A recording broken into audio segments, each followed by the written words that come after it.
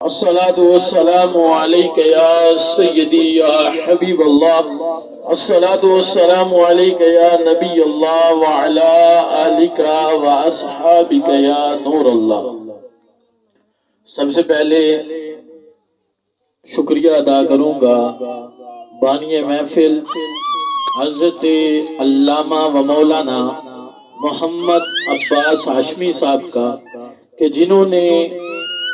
یہ خوبصورت محفل رسالہ ثواب کی محفل سجائی اور اس میں ہم سب کو مدعو کیا۔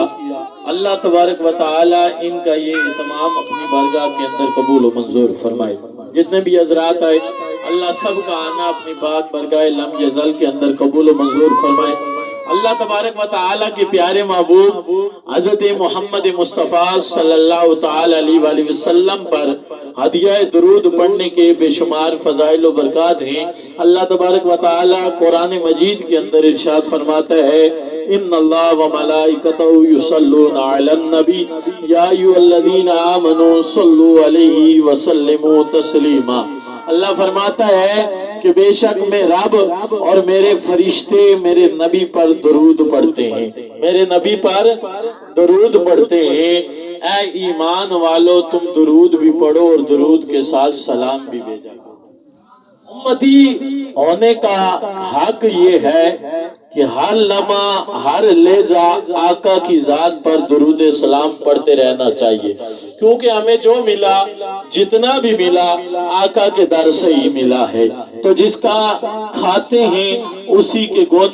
گاتے ہیں، کیونکہ اللہ تبارک و تعالی نے حدیث قدسی کے اندر ارشاد فرمایا کہ اے محبوب اگر تجھے پیدا کرنا مقصود نہ ہوتا تو میں اپنا رب ہونا بھی ظاہر نہ کرتا۔ حضرت عیسیٰ علیہ السلام پر وحی کے وقت اللہ رب العزت نے یہ ارشاد فرمایا لو کا لما خلقت الآدم، اے عیسیٰ اگر محمد کو پیدا کرنا مقصود نہ ہوتا تو میں آدم کو ہی پیدا نہ کرتا۔ یعنی ہمارے باپ جو حضرت آدم علیہ السلام آئے اس زمین پر وہ بھی نام محمد کے صدقے سے آئے تھے، وہ بھی محمد کے صدقے سے آئے۔ آج ہمیں اللہ نے جتنی بھی آسائشیں دی، جتنی بھی ہمیں نعمتیں دی، تمام کی تمام نعمتیں جو ہے اللہ تبارک و تعالی نے ہمیں اپنے پیارے محبوب حضرت محمد مصطفیٰ صلی اللہ تعالی علیہ وآلہ وسلم کے صدقے سے تھی۔ تو جب سب کچھ ملا ہی محمد کے صدقے سے ہے، نام مصطفیٰ کے صدقے سے جب سب ملا ہے تو ہمیں بھی اپنی زبان پر شکر ادا کرتے ہوئے ان کا ذکر ہر وقت بجا لانا چاہیے، ہر وقت ان کا ذکر کرنا چاہیے۔ اللہ فرماتا ہے فَاذْكُرُونِي اذکرکم واشکروا لی ولا تکفرون، اور دوسری جگہ اللہ رب العزت فرماتا ہے کہ جب میری نعمتوں کا جب تم شکر ادا کرو گے تو میں ان نعمتوں کے اندر اور مزید اضافہ فرما دوں گا۔ تو یہ ہم پر لازم ہے کہ ہم آقا دو عالم نور مجسم شاہ بنی آدم صلی اللہ تعالی علیہ وآلہ وسلم پر ہدیہ درود پیش کر کے اللہ تعالیٰ کی اس نعمت کا شکریہ ادا کریں۔ اس لیے میرے ساتھ مل کر پڑھیے گا الصلاۃ والسلام علیک یا سیدی یا رسول اللہ وعلی آلک واصحابک یا سیدی یا نور اللہ۔ آج کی یہ محفل ہماری نانی جان کے اصالہ ثواب کے لیے رکھی گئی ہے۔ ایک دن کسی کا مختص ہوتا ہے لیکن دعا ہم سبھی کے لیے کرتے ہیں، تو جتنے بھی آئیں جتنوں کے جتنے خاندان والے ہیں ہر ایک کے لیے دعا مانگی جائے گی۔ تو اصالہ ثواب کی اہمیت صرف میں بتاتا چلوں گا ایک یا دو حدیثیں بیان کر کے، اور آیت مبارکہ کے ذریعے آپ کو اصالہ ثواب کی اہمیت بتاؤں گا۔ اللہ تبارک و تعالی نے قرآن مجید کے اندر ایک دعا کو ذکر فرمایا ہے جسے ہم نماز کے اندر بھی اکثر فرماتے ہیں۔ حضرت ابراہیم علیہ السلام نے وہ دعا مانگی رب اجعلنی مقیم الصلاۃ ومن ذریتی ربنا وتقبل دعا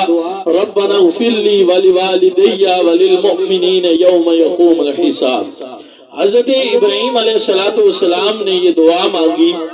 اے رب مجھے اور میری کچھ اولاد کو نماز کا پابند بنا، نماز پڑھنے والا بنا میری کچھ اولاد کو، کیونکہ اللہ تبارک و تعالی نے اپنے علم سے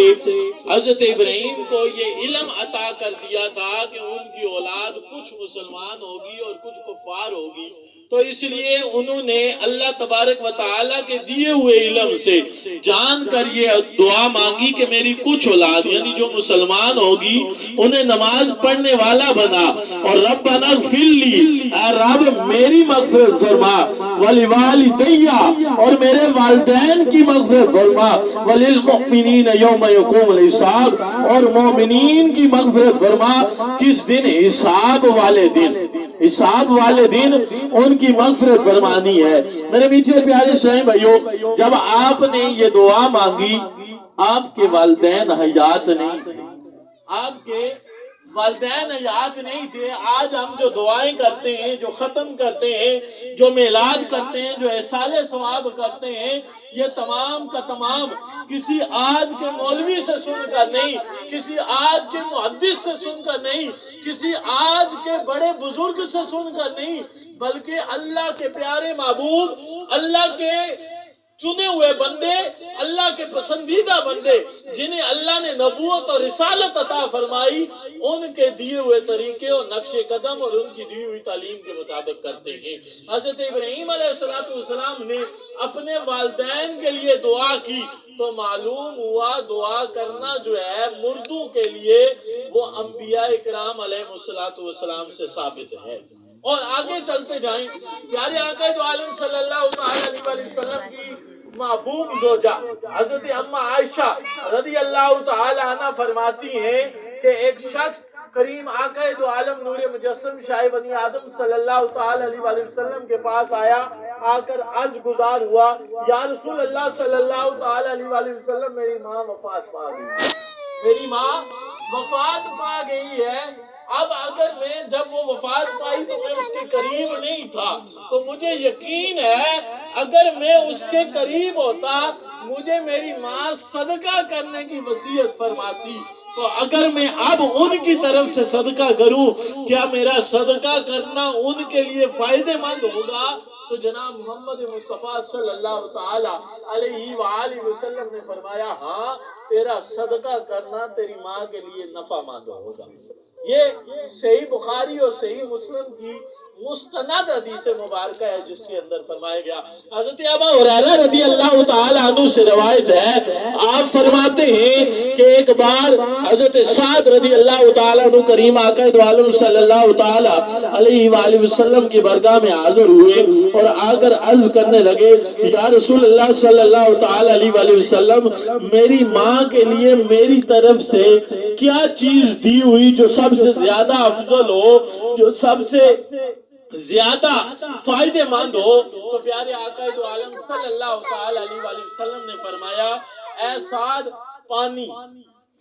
پانی دو گے، پانی تیری ماں کے لیے زیادہ نفع بخش ہوگا، اس کے لیے زیادہ فائدے مند ہے۔ تو آپ نے کیا فرمایا؟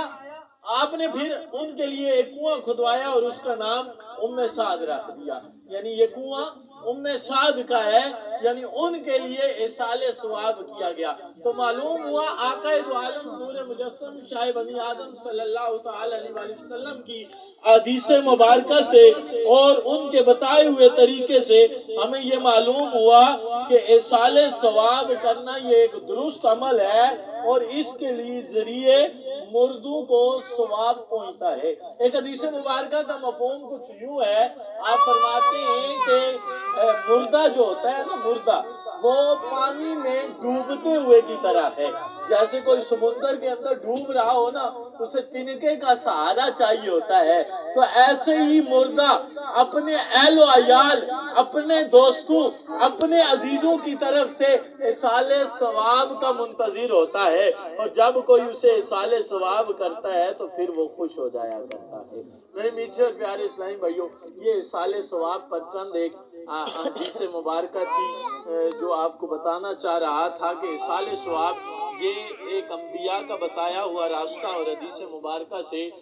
جو ہمیں آقا دو عالم صلی اللہ علیہ وآلہ وسلم نے تعلیم دی، اس تعلیم کے ماتحت ہم یہ جو محافل جو سال ثواب کرتے ہیں تو یہ اس انداز کے اندر ہے کہ سال ثواب پر لوگ کچھ کہتے ہیں کہ کھانا پکانا کھانا یہ جائز نہیں ہے، ہم سال ثواب کرتے ہیں۔ آپ نے ابھی تک کیا کیا سنا ہے؟ تلاوت سنی، نعت سنی، تلاوت کرنا آقا دو عالم نور مجسم صلی اللہ علیہ وآلہ وسلم نے بتایا، اس طریقے پر کی، نعت سنی، حضرت حسان کی سنت ہے، سننا میرے مصطفیٰ کی سنت ہے، سنت پر عمل کیا، اس کے بعد بیان میں قرآن اور حدیث مبارکہ سنی۔ اب جب آپ کھانا کھائیں بسم اللہ الرحمن الرحیم پڑھ کر کھائیں، بسم اللہ بھی تو قرآن ہی ہے، تم قرآن پڑھ کر کھاؤ تو جائز ہے، ہم قرآن پڑھ کر کھائیں تو حرام ہے۔ یہ کوئی طریقہ طرز عمل نہیں ہے، بلکہ ہم جتنے بھی معاملات کرتے ہیں قرآن و سنت کی روشنی میں کر کر قرآن پڑھ کر اسی کھانے کو کھاتے ہیں، صرف بیچ میں دعا کرتے ہیں، اور وہ دعا کون سی کرتے ہیں؟ حضرت ابراہیم نے جو کی، ہمارے والدین کی بخشش فرما دے۔ اے انبیاء اپنے والدین کے لیے بخشش کی دعائیں کرتے رہے، ہم نے کر دی تو وہ حرام تو نہیں ہو جائے گی، ہم تو انہی کی سنت پر عمل کرتے ہیں، ہم انہی کی سنت پر چلتے رہیں گے، سدا زندگی انہی کی سنت پر چلتے جائیں گے۔ لیکن اگلی بات جو سیکھنے کی ہے وہ یہ ہے کہ ہم نے اپنے پیچھے کیا چھوڑ کر جانا ہے اور اپنے ساتھ کیا لے کر جانا ہے۔ اصل چیز تو یہ اپنے ساتھ کیا لے کے جانا ہے، اپنے پیچھے کیا چھوڑ کر جانا ہے۔ اپنے ساتھ لے جانے والے وہ ہمارے اعمال ہیں، زمینیں یہاں رہنی ہیں، جائیدادیں یہاں رہنی ہیں، اولادیں یہاں رہنی ہیں، تمام دنیا کے نظام یہاں رہ جانے ہیں، لیکن ساتھ لے جانا ہم نے اپنے عمل کو ہے۔ تو آج یہ لمحات اللہ نے ہمیں جو عطا کیے، اللہ کی اس نعمت کو ہم جو ہے درست استعمال کریں، اور اس میں اللہ تعالیٰ کا شکر ادا کر کے جو اس نے طریقہ زندگی گزارنے کا بتایا ہے ان طریقوں کو اپنا کر اللہ تبارک و تعالیٰ کا شکر ادا کریں۔ یہ ایک عارضی زندگی ہے، اس کے بعد ایک دائمی زندگی ملنی ہے، تو ہمیں اس دائمی زندگی، ہم ساری زندگی یہ کوشش کرتے ہیں یہ لمحات چاہے مشکل گزریں لیکن بڑھاپے کے اندر ہمارے پاس اتنی پیسے اتنی چیزیں موجود ہوں۔ سرکاری نوکری کا ہم کیوں ڈنڈورا پیٹتے ہیں کہ سرکاری نوکری ملنی چاہیے؟ پتہ ہے کیوں سرکاری نوکری، ورنہ پیسے تو وہاں پہ بھی اتنے ہیں، دوسرے میں بھی اتنے ہیں، سرکاری میں تھوڑا مشکل ہوتا ہے، فوج میں اتنا عرصہ دور دور جگہوں پہ جا کر محاذ پر اپنی جان ہتھیلی پر رکھ کر اتنی مشکلات لمحات گزارتا ہے۔ وہ کس لیے گزارتا ہے کہ جب میری یہ نوکری 17 18 20 25 سال کے بعد ختم ہو جائے گی، اگلی زندگی میری آسان، میرا علاج فری میں ہوگا، میری تمام جو ہے وہ پینشن آتی رہے گی، گزارا میرا چلتا رہے گا بڑھاپے کے اندر، میں کسی کا محتاج نہیں ہوں گا، اپنی اولاد کا اپنے رشتہ داروں کا محتاج نہیں ہوں گا۔ اپنی دائمی زندگی جو اس کی اگلی زندگی ہے نا، اس کے لیے وہ کوشش کر رہا ہوتا ہے۔ تو یہ ہماری عارضی زندگی ہے، دائمی زندگی ہمارے مرنے کے بعد، حساب کے بعد جو جنت والی زندگی ہے وہ دائمی ہے۔ تو اس کے لیے ہمیں تیاری کرنی چاہیے، نیک اعمال کرنے چاہیے، اللہ تبارک و تعالیٰ کے حضور گڑ گڑانا چاہیے، معافی مانگنی چاہیے، اپنی بخشش و مغفرت کو طلب کرنا چاہیے۔ اور چھوڑ کر کیا جانا ہے، چھوڑ کر جانے والے چیزیں تو میرے خیال میں علامہ صاحب نے پہلے ہی بیان فرما دی تھی کہ بندہ جب دنیا سے جاتا ہے حساب نامہ جو ہے اس کا وہ بند کر دیا جاتا ہے، اب وہ عمل کوئی نہیں کر سکتا جو لکھا جائے گا۔ اب پیچھے اگر وہ چھوڑ کر گیا تو جو اس نے صدقہ و خیرات، جیسے کہ اس نے کوئی مسجد بنائی، کوئی مدرسہ بنایا، جب تک کوئی اس میں علم حاصل کرتا رہے گا تو وہ تب تک اسے ثواب ملتا رہے گا۔ کسی نے کسی کو کتاب لے کر دے دی، وہ جب تک کوئی کتاب پڑھتا رہے گا اسے ثواب ملتا رہے گا۔ اسی طرح کسی نے مسجد بنائی تو سدا جب تک نماز پڑھتے رہے تب تک ثواب ملتا رہے گا۔ اور دوسری چیز تھی نیک اولاد چھوڑ کر جائیں گے، وہ آپ کے لیے دعائیں کرے گی، تو آپ کا ثواب نامہ اعمال میں لکھا جاتا رہے گا، آپ کا نامہ اعمال چلتا رہے گا۔ اس لیے میری گزارش ہے ان دو باتوں پر عمل کر جائیں، کوئی ایسی چیز ہدیہ کر جائیں، کوئی ایسی چیز وقف کر جائیں جو سدا کے لیے رہ جائے، آپ کے لیے اس پر ثواب ملتا جائے گا۔ اور اپنی اولاد کو نیک بنائیں، یہ نہیں ہے کہ عالم ہی نیک ہوگا، مولوی ہی نیک ہوگا، حافظ قرآن بھی نیک ہوگا۔ آپ اپنے گھر میں بچوں کو یہ تعلیم ایسی دیں کہ وہ نیک بنے، وہ راہ راست پر چلیں، اور ہمیشہ نماز کے بعد دعا کرتے رہیں۔ آج کل مسجدیں ویران پڑی ہیں، مسجدوں کو آباد کریں۔ کسی شاعر نے کیا خوب کہا تھا کہ مسجد تو بنا دی شب بھر میں، ایمان کی حرارت والوں نے، من اپنا پرانا باپی تھا، پرسوں میں نمازی بن۔